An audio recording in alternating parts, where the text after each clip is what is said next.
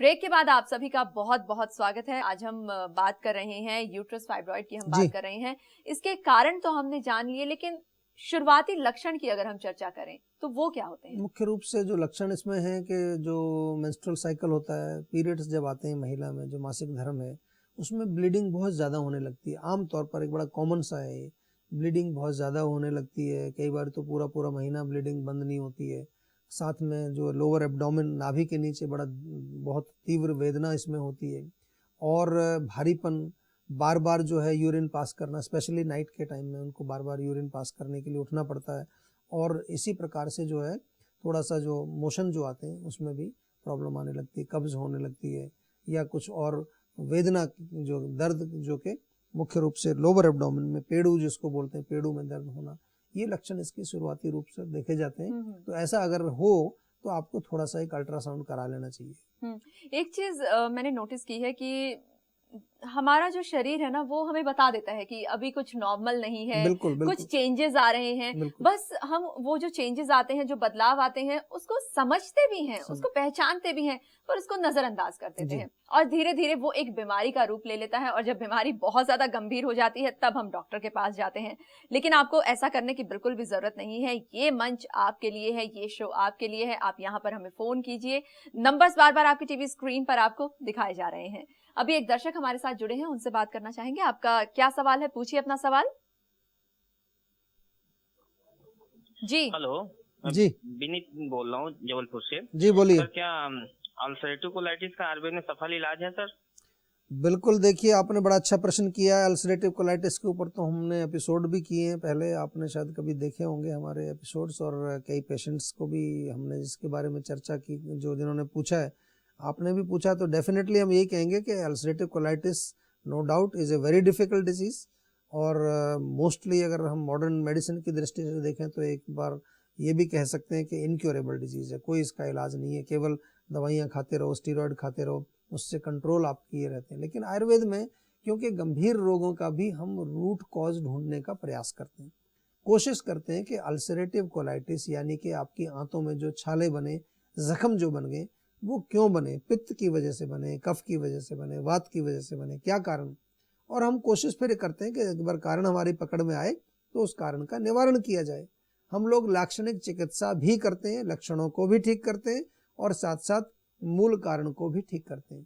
तो डेफिनेटली इसमें इलाज है और मैं इसलिए कह रहा हूँ कि बहुत सारे पेशेंट्स हमारे पास आज भी चल रहे हैं। काफ़ी लोगों को आराम भी आता है, काफ़ी लोग बिल्कुल ठीक भी हो गए हैं।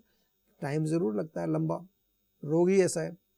कम से कम 10-12 महीने, 1-1.5 साल दवाइयाँ, 2 साल भी आपकी दवाइयाँ चल सकती हैं, लेकिन आपको 3-4 महीने में कुछ इम्प्रूवमेंट दिखना चाहिए।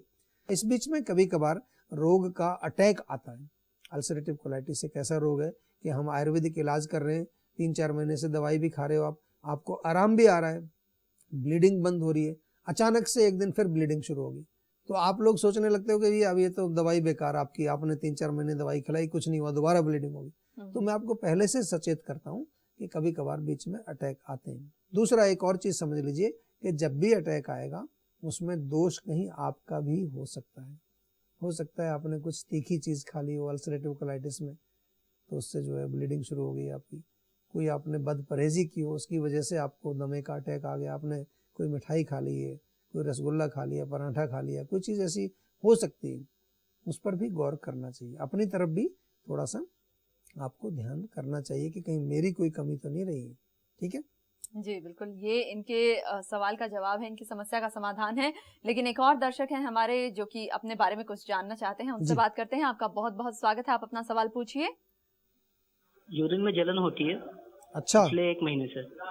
अच्छा, देखो, यूरिन में जलन 1 महीने से हो रही है तो इसमें कोई ज़्यादा घबराने वाली बात नहीं है, क्योंकि कई बारी मौसम के प्रकोप के अनुसार, खान पान के अनुसार, पित्तवर्धक चीज़ें खाने से, लेकिन ये 1 महीने से है, ये अच्छी बात इसलिए है कि अभी शुरुआत है, यहीं पर इसको आप रोक सकते हैं। शायद दवाइयों की भी ज़रूरत नहीं पड़ेगी आपको। नुस्खा मैं बता देता हूँ आपको, इसमें 2-3 चीज़ें बहुत अच्छी कारगर हैं।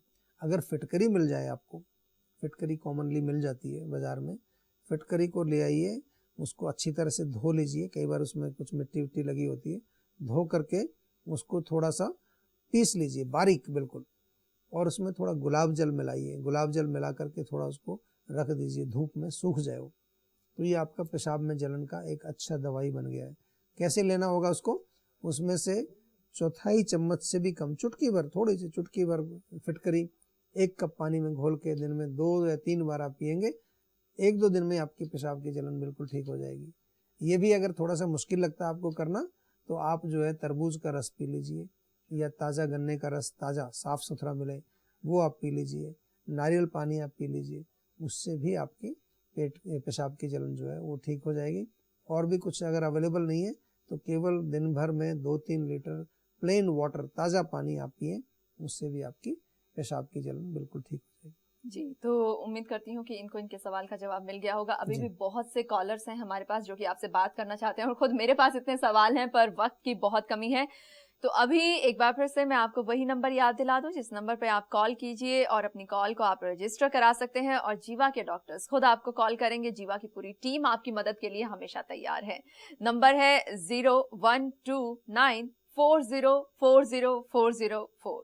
इसके साथ ही आप ईमेल भी कर सकते हैं। ईमेल आईडी है info@jiva.com, और आप वेबसाइट पर भी लॉगिन कर सकते हैं www.jiva.com।